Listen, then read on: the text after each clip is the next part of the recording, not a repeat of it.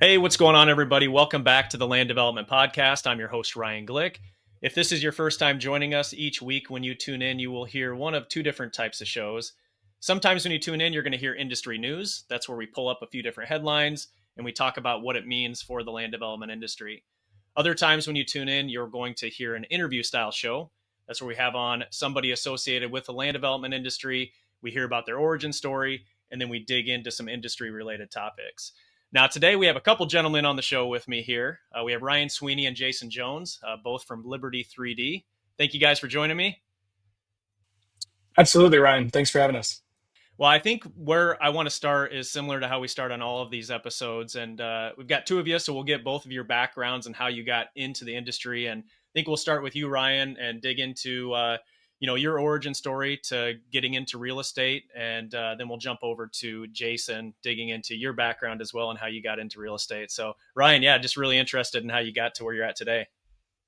Yeah, absolutely. I appreciate it, Ryan. So I was 10 years as a helicopter pilot, Black Hawk helicopter pilot in the Army. Kind of searched for my path, wanted to stay connected to that. I worked for General Electric Aviation, and then COVID hit. 25% of the workforce laid off. Right about the same time, had a daughter, and also read Rich Dad Poor Dad a little bit late to the game, right? So I then turned over my military retirement into an IRA LLC and started diving into land flipping, rental properties, house flipping to see where my interest was.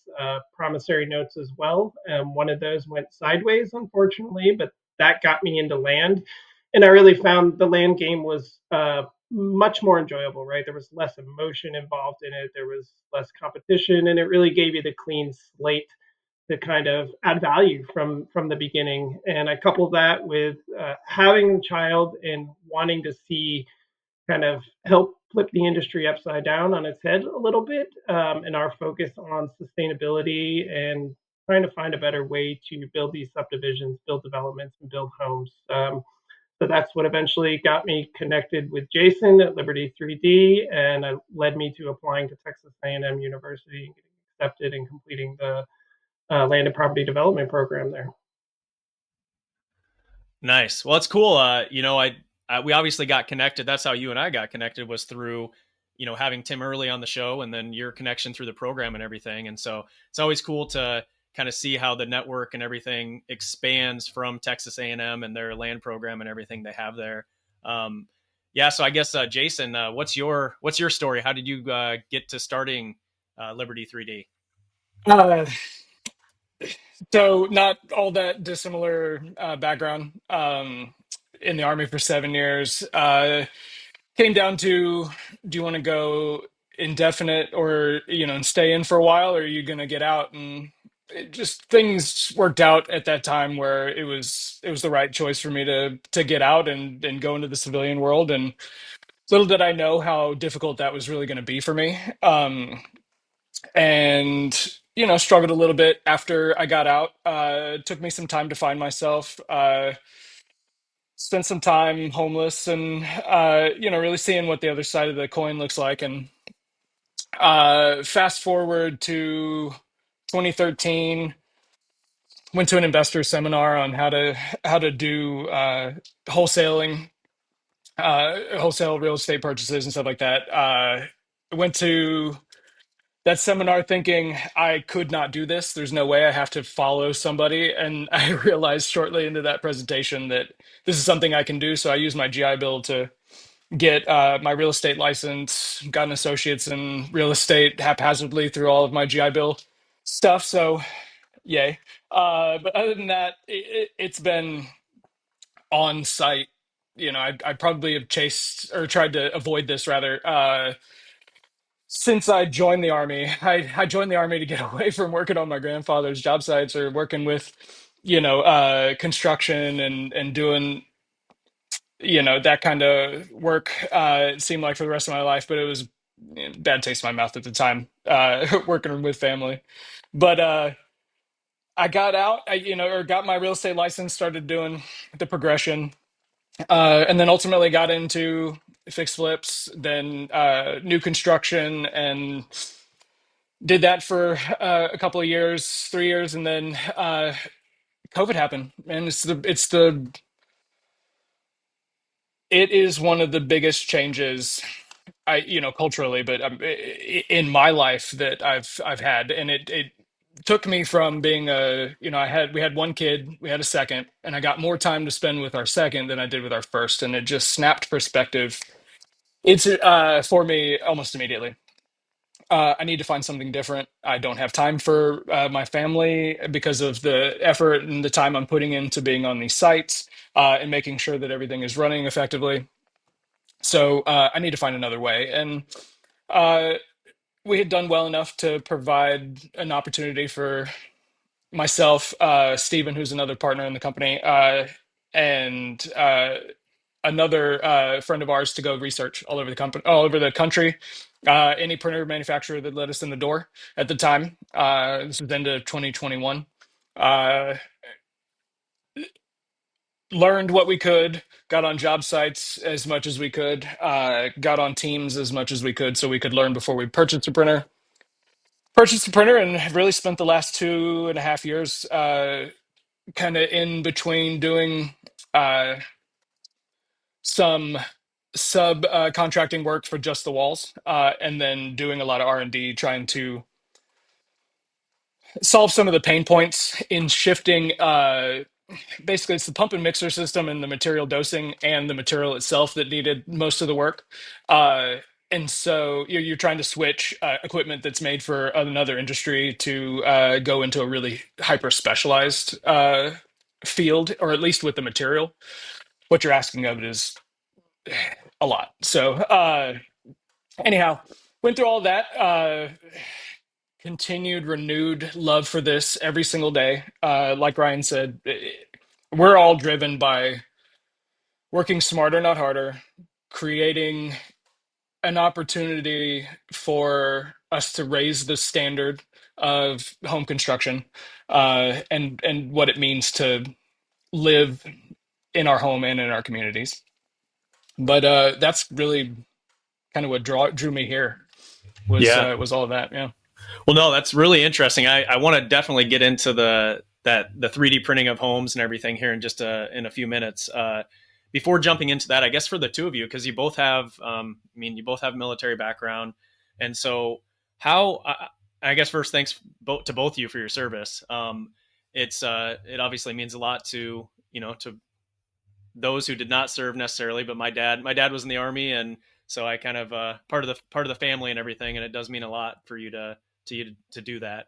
Um, with your background in the military, how do you feel like that has an impact on how you operate in your company and how you operate in general? Do you take things from what you learned and kind of what was ingrained in you in the military? Are there things that you have to kind of switch off when you get into the entrepreneur world and you're building a company and trying to grow the company so that you operate in a little bit different standpoint? So I'm just really interested for both of you guys how that influences how you operate.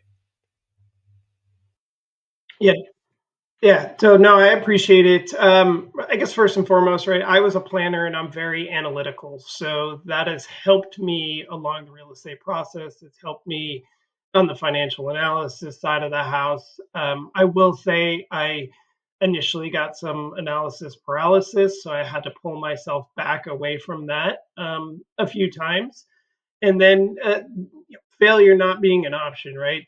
Being an entrepreneur in real estate is not easy. Some of the best advice that I've gotten is you have to have thick skin because you're gonna fail, you're gonna get rejected several times over, right? So in the military, right, mission was failure was not really an option, so it keeps that drive going. But I have to also fight against that, so to speak. But it also gave us the ability to adapt and overcome, right? Like we can plan all day long, and we have the saying that right, planning your plan doesn't your plan will change after first enemy contact, right? And kind of the same goes in the entrepreneur world. I don't know how many pro formas I've changed based upon debt analysis or potential equity or land acquisition price or fallout or whatever the case is, right? So It's still keeping an eye on the end state, though, right? Our mission and what we're trying to accomplish here is still the goal, and sometimes we fall off the map a little bit, or stray from the path, trying to chase the dollar, if you will. But we have to remind ourselves what we're really here for, what we're built for. So yeah, I guess those would be the main parts for me. Okay. Yeah. Jason, what do you think? Uh, the transition, I think the first thing you realize is that the support system, you know it, or as you knew it, is gone, right? And you're having to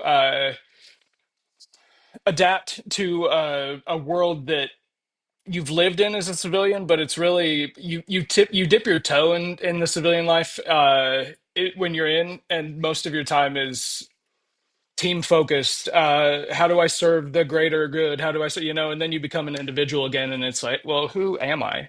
What am I supposed to do now in this world? And for me, it was a little difficult because I got out right before 2007, the collapse. So, jobs were difficult. I didn't have a college degree. I had just come out of, I was a combat engineer, dealt with landmines and explosives. I had no real marketable skill except for maybe going to Vegas or, whatever, and blowing up some casinos or doing some demo.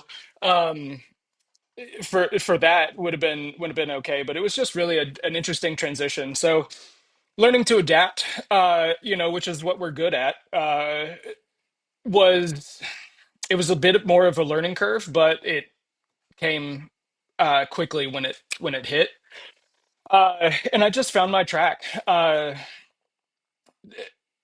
The the best thing I think any of us can do is find other guys that can fill that gap when you get out. And I got lucky to have found a few folks that were also in, and they were entrepreneurs, and they were good mentors and influences.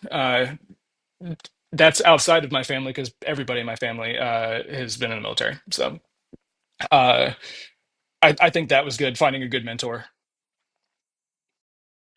And I'll add on to that, Jason, because I think, right, I feel that, although me, at least me as a helicopter pilot, right, like when we took off, the bureaucracy of the military was kind of gone. The decision fell on you right then and there if you were the flight commander, right? So I struggled in corporate America, honestly, truthfully. And when I got back to the entrepreneur side of the house, I think I began to flourish a little bit more. And that's not for everybody. That's not to say that some people just want to be a cog, or a spoke in the wheel. And the transition is unique. Everybody's transition is different.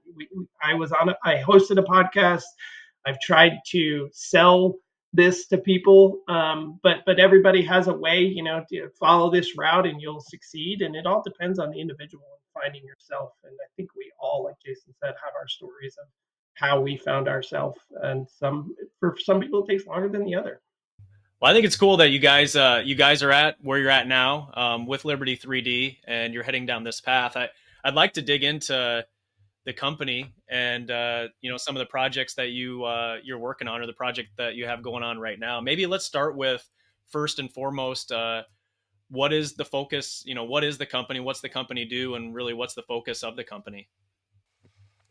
Uh, I think first and foremost, uh, the focus of the company is we focus on the entire life cycle of the home, right?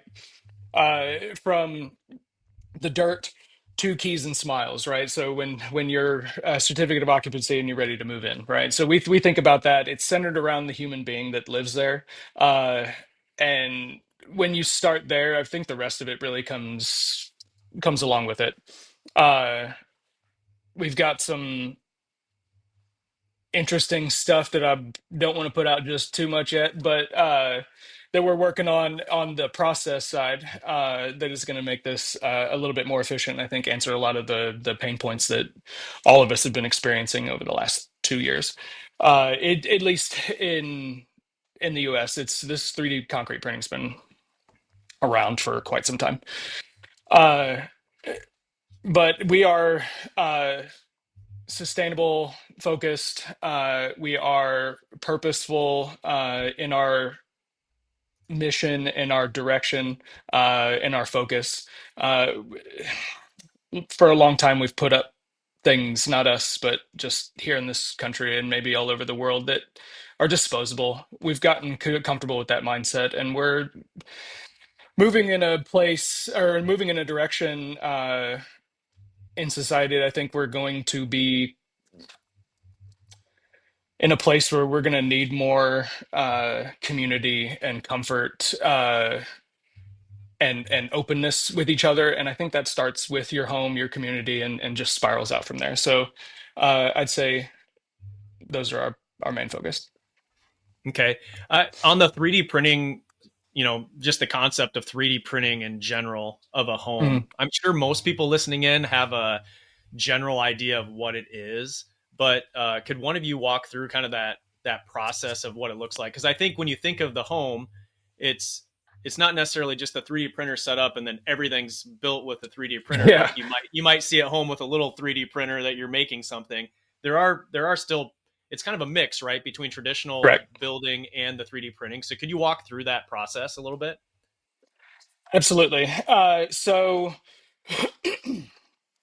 basically, right now, most of what's happening here domestically is the walls themselves and a few extra, uh, you know, accent pieces, some aesthetic pieces, and islands, stuff like that, landscape or whatever. But there's really not uh, there's not been much in like the roof or the foundation or any of that. So right now, that's kind of where we are on the walls, and so it's really what the walls allow us to do. But from foundation up, foundation needs to be a little bit more robust. We need a little bit more reinforcement. It's carrying a little bit more weight, right? It's actually quite a bit more weight, but it's comparatively, it's really not all that much compared to a typical two-story home. So we start from the foundation up, top bottom plate similar. Then you print the walls layer by layer until you hit your prescribed heights for your window openings. You've got your door openings. It's a coordinate system that guides the print head, with the material being extruded out the end, to go follow that coordinate system layer by layer, uh, to create the framing and the structural for the home. Right now, that's kind of where everybody feels, at least from my point of view or from what I've observed. That's kind of where everybody's sitting now. One story, two story. We're keeping it relatively simple, and stretching our legs, or wings rather, as standards are more published. We get more of the supplemental, insurance, financing, vendors, supplier, all this stuff start to jump in with us. Then more of that will begin to expand, but we got to start slow and small. I think that's where the adoption will happen. Yeah. What's I guess what is your, maybe start with Ryan, what does your day to day look like? Working in the company, like what types of responsibilities do you have, or where do you spend most of your time when you think about it? And I know you guys probably wear like a million hats and everything like that, but like what's maybe the normal day to day look like? Yeah, I don't know if there's a normal day Well, to day, right? But yeah, yeah. There's certainly the financial analysis of it. So right, it's constantly scrubbing over numbers because constantly things are changing. Whether that's adding partners or talking to potential partners, or looking to add to a property, subtract to a property, find the highest and best use of that property, as municipalities start to chime in with changes. So the financial analysis piece is kind of first and foremost on my daily routine. Then it's networking in general. Right now, honestly, a lot of that is focused on capital based, right? So finding people who are interested in 3D printing, finding people who align with a lot of our values as far as what we're trying to do in the industry, and then just trying to build those relationships, right? Your network is your net worth. So leading that path down to ultimately investments at the end of the day. And then there's still the EDCs and the municipalities, building the relationships there, finding out what opportunities are there for us, what potential capital stack additions are there for based on what that region or what that community wants to do. So, and then there's Jason and I are always, we have our team meetings, but I think we're on the phone probably more than our team meetings, especially much to my wife's chagrin. She's like, how many times can you talk to Jason for an hour straight a day? And I'm like, multiple times, because things are always changing, right? And then there's still the land planning piece that I do as well. So I guess that would be like, if I were to summarize it, I don't know if there's a regular day, but those are kind of the tasks that I focus on majority of the time. Nice. How about you, Jason? Uh, I'd say, yeah, with wearing so many hats, and not getting too deep into all of what that looks like, I'd say probably the two things that we focus on the most uh, are elevating our competency and constantly educating ourselves in this space, and being forward thinking, and not being afraid to say no to it, but putting a pin in it, and then building trust. This is a completely new method of doing this, but concrete's been around forever. Most of the rest of the world builds with concrete. North America is one of the last places that builds almost exclusively with timber, right? So, and a lot, you can see some of these hard beaten states that are changing that, and putting in some really aggressive timetables to get them to fireproof, uh, a more fireproof or fire resistant home, right? So, uh, I'd say that is probably the biggest outside of fundraising, right? Is educating ourselves, making sure that we actually provide value, right? I said purposeful in the beginning, man. You know, we are we were servants in the military, right? We are servants now. That's what we want to do. So, in doing that, it's do no harm, right? Make sure that you show up knowing you're doing what you're doing. People go into these homes. They put their trust in us that their family is gonna go into that home and feel safe for the next 100 years, right? And pass it down to generations. The value is gonna be there when they try and pull equity from, all this stuff, right? So, I want to know that when I look at my kiddos, and I sleep at night, I speak out on this, that it is something not only that I believe in, that it is something that we can absolutely stand on, uh, with as much confidence as we possibly can have, outside of acts of God or the Yeah, government and things right. that we can't really control. Yep. Okay. Well, is there anything we can talk about with your current project that you have going on right now that you could share with, like, where you're building or what that project actually looks like? Absolutely. So we've got a three-phase project, really ambitious initiative we've got in Rockdale, Texas. It's about 15-20 minutes east of Taylor, smack dab in between Taylor and College Station. It's right on 79. We got drawn out there initially, just because Samsung is going up the road in Taylor, right? So it's a big flag out there to go look at. It's, man, just cranes all over the place out there. So anyway, we started heading out there, and then you start driving around, and you're like, man, I really love the cool small town feel. I really like the people. We started meeting with city leadership, and just really fell in love with the town, man. There's a lot of heart there.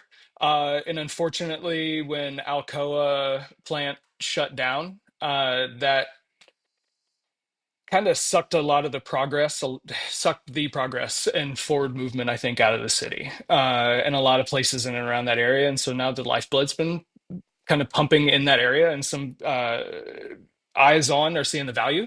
Uh, we're happy to have been there for about a year and a half now, working with these guys and getting ready. Our first of the three phases is going to be a 14 home sustainable home builder showcase. So our goal is to provide an option against the DR Horton development that's about a mile and a half north of where we are. They're one of the two largest production home builders in the country. We are trying to provide An option against that, we're not exactly in the same price range, but we are also not wildly over. We're about 10-15% higher on the sales cost.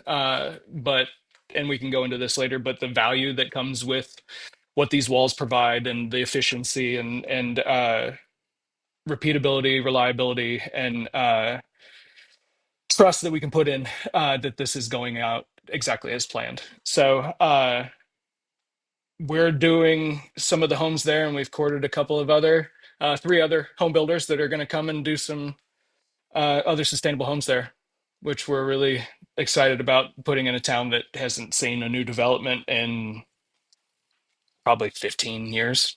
So when you're building these homes, is this something where are these like spec homes that you're building and then you're going to find buyers, or are buyers coming in and able to customize certain aspects of the home as you're going through the 3D printing process? Like, what does that usually look like as far as when consumers come to the table? Right now, it's spec. We're doing our own design, so we're doing we're doing kind of pseudo custom, I guess. We're making our own stuff and doing it out for sale. But this is really more like seeing if a small town is going to adopt this advanced of a technology. Not that it's really all that wild and crazy. I think anybody who has come from the construction space and then gone or done research on this 3D concrete printing is like, huh? That's space age. There's no way we could do that. There's no way. And then you go to a builder show, or you go to one of these showrooms, or see it built or printed right in front of you. You're like, I can do that. This is really not all that difficult. It's just you need to get your head wrapped around the delivery method, right?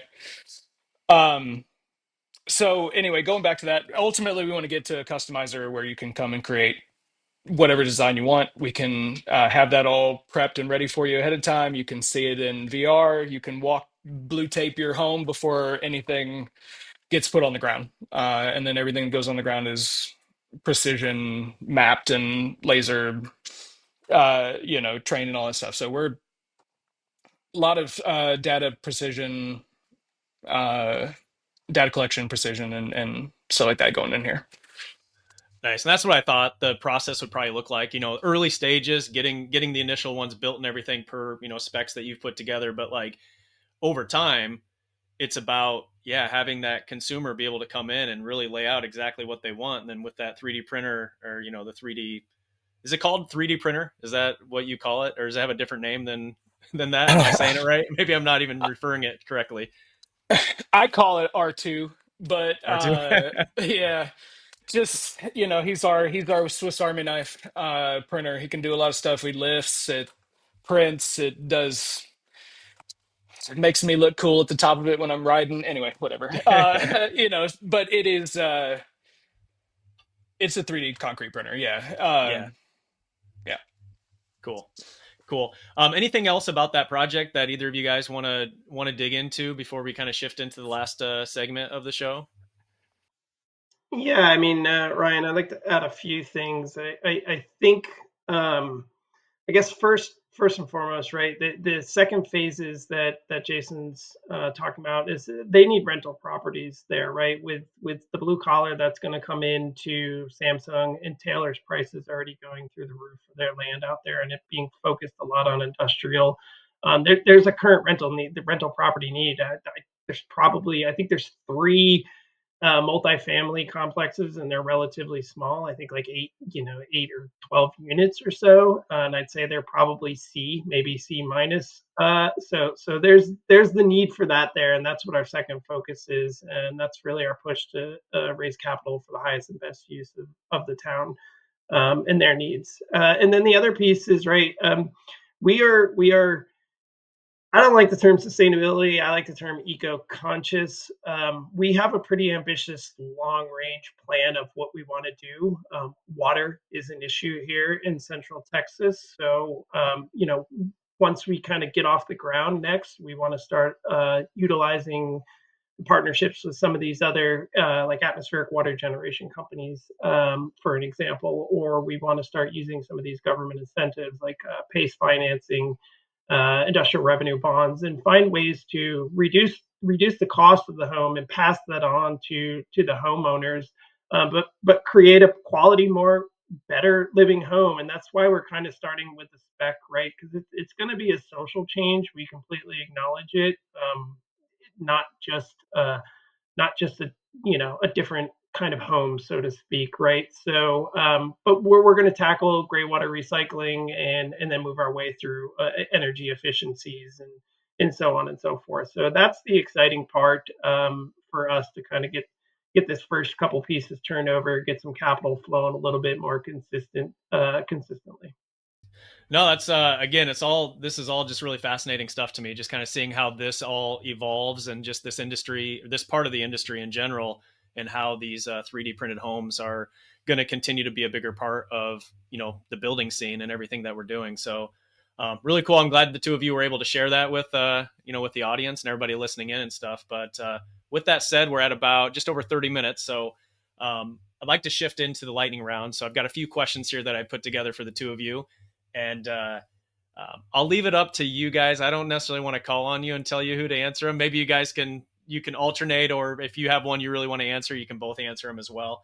Either way is all good with me. So first one here is for those who are new to the real estate industry and are having to start thinking about capital raising for a project. What do you think is a common thing overlooked when pitching a project? Yeah, so I had a good heart to heart with somebody here locally named Sarah Goodman. Yeah, I learned a lot in about 45 minutes when it comes to pitch deck, and I was grateful to have that feedback. And the first piece was, is, at the end of the day, right? We're it's like, how can we help you? We're like, money. And they're like, how much? We're like, what do you got? Right. Like, and she's like, you got to take a stance. Like, you got to take a stance. And I'm like, but if I get this, I can do this. And if I can get this, I can do that. And if I can get this, then I can do this and that. Right. So it's hard to articulate that, but not want to come across and say, like, give me $8 million or whatever the case is. Right. So, she's like, you got to take a position and at least take a stance and know your numbers and why you're picking that number, and then you can negotiate off of that. So I think that was one of the biggest key pieces, I took away from her feedback. And then how to path that through economic cycles, right? There's going to be ups and downs, and she said you need to raise capital to make sure you're getting through that down cycle. So if you're showing me you're raising capital for 3 years, like, I'm not going to invest with you. And I was like, okay, well, that's good to know, right? So those are the two key pieces that I had to add into our pitch deck to show investors where we can make a difference. All right, next one. What's the best piece of advice you've received throughout your career? So this one always comes to mind, for me, that, well, there's two, but I've stuck with me for a long time. But this one, I was about to walk out of the barracks after basic and AIT, to go see my parents for the first time in uniform. And the captain stopped me and pulled me aside, and he's like, Jones, you got a mouth, but you're a good kid. And I've got a piece of advice for you I think will really serve you well. And he said, when you get somewhere new, give it 3 months. Don't open yourself up, but don't close yourself off either. Be friendly, be cordial, do your job, show up, but don't start trying to make friends. Don't try to maneuver yourself around, and don't try and shrug shoulders or whatever, until you've gotten your bearings after 3 months. People's cracks start to show. Your own mistakes are show and can be identified and hopefully constructively relayed. So that was probably the biggest one that I've done, is I go in somewhere and I wait and I see what the environment is, and I'm fortunate that I have the availability to do that in the civilian world, because it's not Yeah. that way in the other. Anyway, Yeah. All right, third one respond to here. contact. Yeah, yeah. Third one here, and maybe this is for Ryan, just because you're the analytical one here. Huh. What's one metric that you track religiously when assessing a project's viability and whether you're going to take it on or whether the project's going to work the way you want it to work? Yeah, I mean, if I have to pick one and one and That's all only, you, it's Ryan. profit margin. Yeah, yeah, it's if it's profit margin, and we don't necessarily we don't want to chase the kind of standard industry profit margin of 25% for home builders, right? Like we're willing to sacrifice some of that because of the pricing difference up front. And because we want to get a quality product out there, we want to make this change for our children, right? And our children's children. And we understand, kind of the 100-year cycle of doing this change, so to speak. So, but at the end of the day, we need money to start making the newer and better and best thing, right? And to innovate and to stay ahead of cutting technologies and advance and make some of these environmental friendly and operational efficient changes within the home. So, but yeah, it comes down to profit margin and cash flow at the end of the day. Let's go last one here. So, and I'll actually have both of you. We'll start with you, Jason, on this one. Mhm. How do you kick off your day to set the tone in the right direction? First thing I do when I get up in the morning is sit right back down, right next to my bed, and I get some good music turned on. Sometimes it's the kids' sound machine, throwing some white noise, and get centered before I walk out. I have only really learned this practice in the last year. I was a get out of bed, get clothes on, and get out the door kind of guy. And I think two parts of that is one, getting up before everybody else and giving myself that time to have for myself. To be able to do that without the kids and the misses and all this other stuff being in my ear or starting my day, so that I start my day with me. I start my day clearing my thoughts, clearing my schedule, going through what I need to do, and then 9 times out of 10, man, I'm gonna have a solid day. I feel prepared. I feel invigorated and excited about what we're gonna do, or I feel like I'm challenged and I need to solve some freaking solution today. So I think that's probably the biggest one for me. Nice. How about you, Ryan?